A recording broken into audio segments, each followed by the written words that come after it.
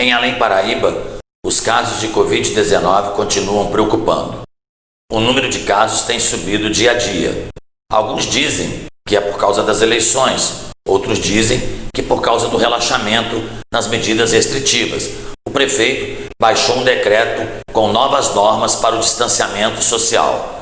Nós hoje vamos ouvir no programa Relatos da Pandemia mais uma entrevista inédita com ela, doutora Margarete Dalcomo, cientista, pesquisadora da Fundação Oswaldo Cruz e pneumologista. Doutora Margarete é uma das maiores personalidades quando o assunto é Covid-19. Ela fala conosco e com as principais emissoras de TV, tem artigos publicados nos principais jornais do Brasil e é uma profissional de saúde, uma médica que sabe realmente o que diz sobre a doença. Ela falará sobre vacina, sobre reinfecção, falará também sobre segunda onda, falará também sobre necessidade de medidas de restrição e distanciamento social, falará de como será o Natal e outros temas importantes ligados à pandemia de Covid-19. Vamos assistir a entrevista com a doutora Margarete Dalcomo. Com enorme satisfação está conosco mais uma vez a pesquisadora da Fundação Oswaldo Cruz, cientista, podemos assim dizer, uma das maiores autoridades em Covid-19 desde o início da pandemia, nossa querida doutora Margarete Dalcomo. Primeiramente, cumprimentá-la, porque recentemente eu tive notícias que a senhora recebeu aí no Rio de Janeiro o prêmio de personalidade do ano, um reconhecimento ao seu trabalho durante toda essa pandemia. Meus parabéns. Obrigada, Dauro. Muito obrigada. Muito obrigada. Foi uma generosa homenagem, enfim. Tem muita gente de muito valor trabalhando nesse momento da epidemia, né? Sobretudo os colegas que estão dentro das unidades de terapia intensiva, na linha de frente. Esses são os verdadeiros colegas a quem nós temos que render nossas homenagens, né? Tá certo. Doutora, um momento muito ruim que o Brasil vive, né? Rio de Janeiro, Minas Gerais, eu aqui tão próximo do Rio, há cerca de 2 horas. A gente vê aqui os casos em Além Paraíba aumentando. O prefeito tomou algumas providências, como restrições a funcionamento, a venda de bebidas alcoólicas em bares, proibição de práticas de esportes em locais públicos e outras medidas aqui de restrição, de distanciamento social. Nós estamos ainda na primeira onda, doutora Margarete? Sim, nós estamos ainda na primeira onda, com um claro recrudescimento do número de casos, Dauro, muito preocupante, muito mesmo, porque nós estamos vendo em várias cidades, né, aquele índice ao qual nós já nos referimos muitas vezes, que é aquele RT, que é a taxa de transmissibilidade da doença, está acima de 1, no Rio de Janeiro está acima de 1, São Paulo em algumas áreas chega a 1,6, quase 1,7, o que na verdade remete ao início do período epidêmico, quando nós estávamos perto do pico epidêmico. Isso nos preocupa muito pelo exaurimento do sistema de saúde, né? A epidemia mudou, quer dizer, nesse recrudescimento ainda da primeira onda, porque nós nunca reduzimos muito o número de casos como os países europeus que nos antecedem nessa epidemia, Dauro. Então nós nunca conseguimos uma redução tão grande que nós pudéssemos agora chamar de segunda onda. Então a pergunta que cabe é, poderá haver? Sim, poderá haver. Nós temos muito medo que isso ocorra e temos que fazer todo o possível do ponto de vista médico, sanitário, das autoridades, mas é preciso que as autoridades entendam e tomem medidas de contenção e, sobretudo, Daura, que é um pleito que eu tenho feito repetidas vezes, que a sociedade entenda o que nós estamos dizendo, né? Nós não estamos fazendo retórica, nós estamos explicando, dizendo a verdade, que os hospitais estão cheios, que os centros de saúde de toda a rede básica do SUS está cheio de gente demandando. Então, cada festa dessa que nós vemos, de centenas, às vezes milhares de pessoas reunidas, sem máscara, sob o álibi de que estão ao ar livre, que ao ar livre não transmite, isso não é verdade, Dauro. Ao ar livre transmite sim. Se tiver todo mundo pertinho, colado um no outro, sem máscara, a taxa de transmissão aumenta muito. Então, esse tipo de manifestação não pode haver nesse momento. Teria que ter medidas sanitárias e das autoridades que impedissem isso com boa fiscalização.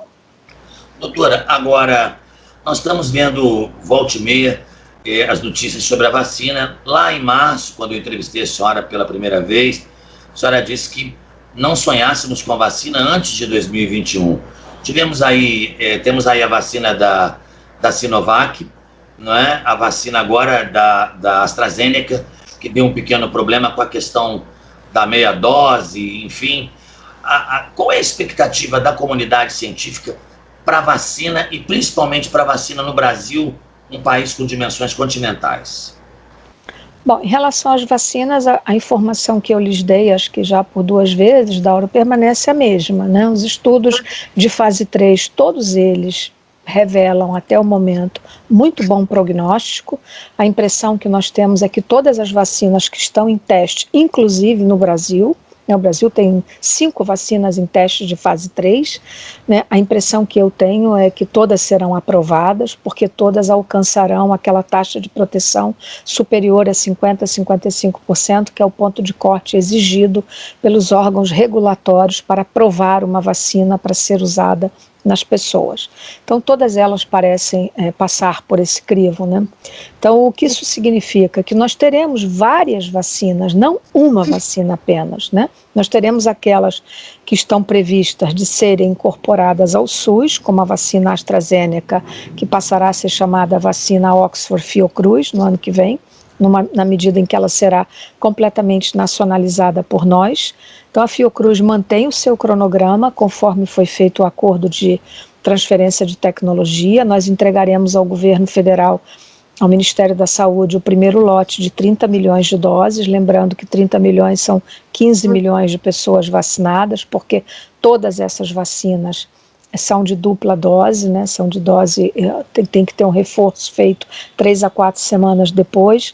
Então, realistamente, eu diria, Dauro, que o prognóstico é bom, é uma coisa inédita, nunca houve vacinas num tempo tão rápido, mas não se pode correr nenhum risco de que alguma vacina seja aprovada, mesmo em regime emergencial, sem que ela tenha demonstrado com dados muito validados que ela confere, primeiro, proteção, ou seja, ela impede de contrair a doença e que ela tem segurança, que ela não tem efeitos colaterais importantes. Então é isso. Então todas precisam cumprir esse rito dos fase 3, mesmo que com análises interinas, para que seja feito qualquer tipo de aprovação. Doutora, agora a senhora está à frente de um trabalho aí na Fundação Instituto Oswaldo Cruz, que é com a vacina BCG, uma vacina que já é aplicada no Brasil há muito tempo, nas crianças, uma vacina que evita os casos mais graves de tuberculose, e há um estudo científico de que talvez a BCG tenha um valor importante para a Covid-19. A senhora poderia falar um pouco sobre isso? Nós começamos também um fase 3, Dauro, e é isso. A vacina BCG é largamente conhecida, inclusive no Brasil, é uma vacina já usada para impedir formas graves de tuberculose, né? Ela não impede que se uma criança viver com alguém bacilífero, ou seja, transmissor na família, se contamine, mas ela impede formas graves de tuberculose, que são aquelas que matam eventualmente crianças pequenas. E o Brasil tem um resultado, digamos assim, de cobertura vacinal por BCG espetacular, com 100% de todo mundo. E nós usamos uma vacina BCG no Brasil de grande qualidade, já há muito tempo.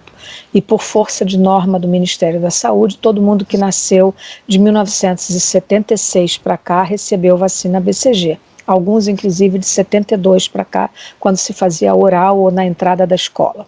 Em resumo, no mundo inteiro há países que fazem política de vacinação com BCG para todas as crianças e outros países que não. A maioria já aboliram porque conseguiram manter a tuberculose em taxas de incidência ditas controladas. Por que a vacina BCG está sendo usada para a Covid-19? Porque ela é uma vacina muito singular.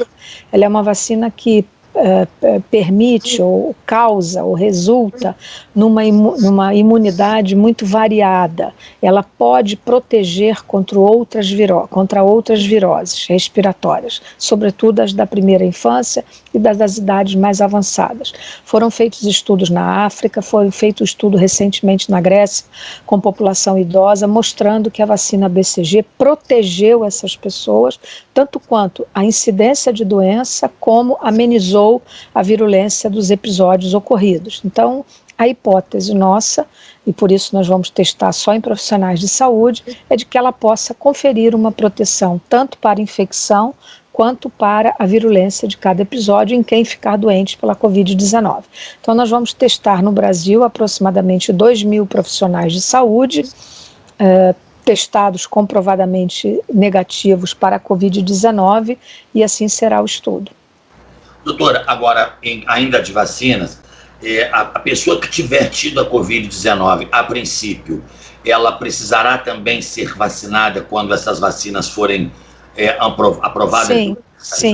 Todos nós que tivemos Covid-19 nos vamos vacinar. Todos nós, todas as pessoas serão vacinadas.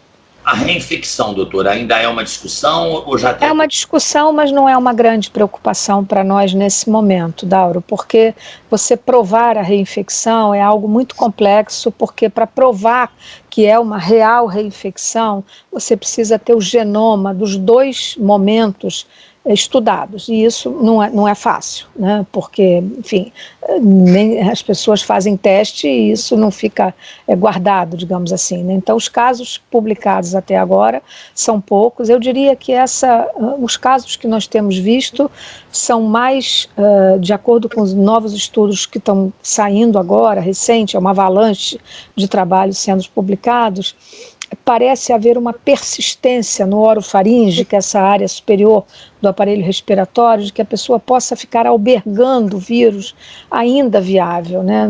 Nós temos, por norma, dizer que todo mundo, depois de 2 semanas ou 3 semanas, testa, mesmo se testar positivo, seriam frações de RNA viral não contaminantes.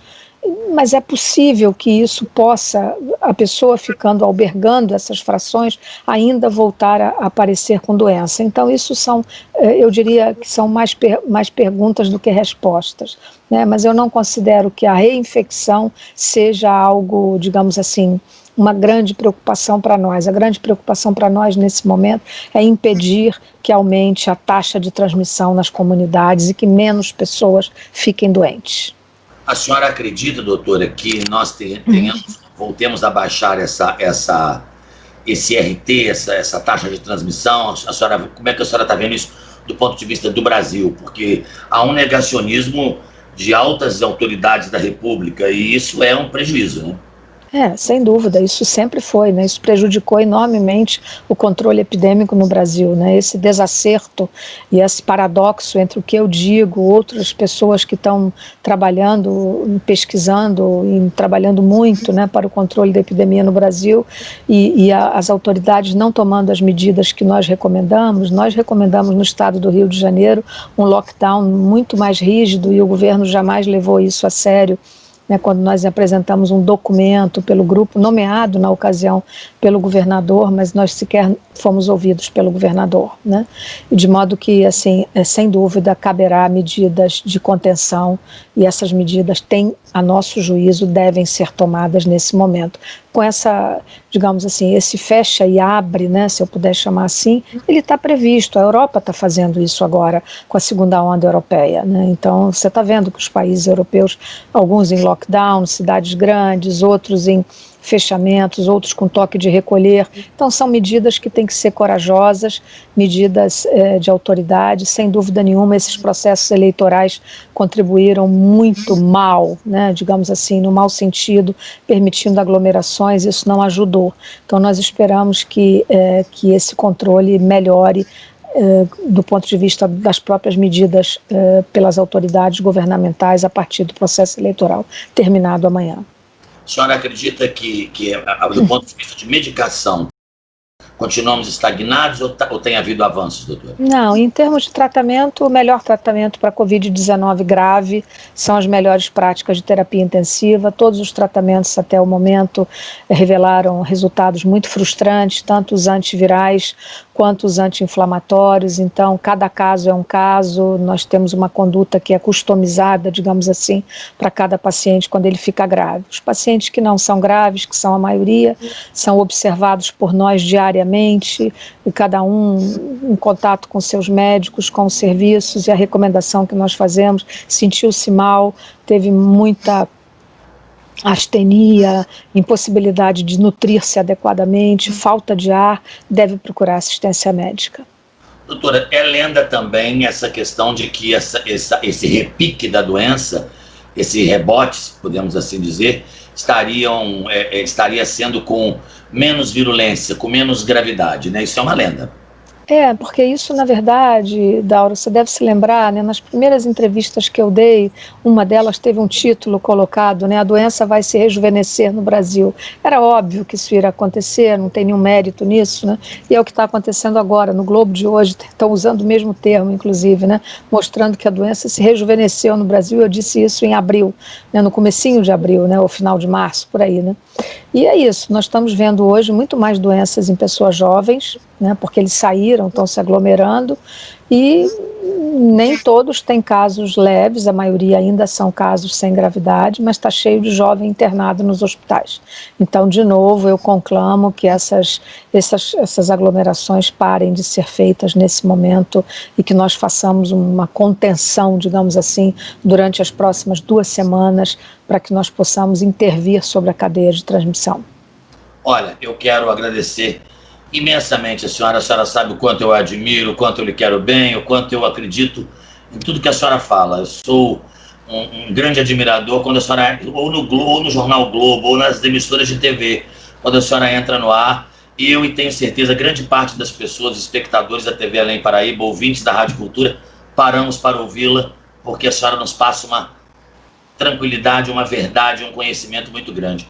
Muito obrigado por nos atender neste sábado. Deus abençoe, que a senhora continue o seu maravilhoso trabalho. A todos nós, amém, Dauro, e um prazer falar com vocês, seus ouvintes, mais uma vez. Muito obrigado e um bom fim de semana, e por favor, acreditem no que nós estamos dizendo, não se aglomerem e pensem nas suas festas de Natal. Não poderá ter natais grandes como nós estamos habituados a ver. Nós recomendamos que as reuniões natalinas familiares não passem de 6 a 8 pessoas, no máximo, com todos os cuidados, para que as festas tão bonitas em que nós nos congregamos, celebramos com os nossos queridos, não sejam objeto de um novo recrudescimento da doença. Muito obrigada, Dauro. Bom fim de semana. Um grande abraço.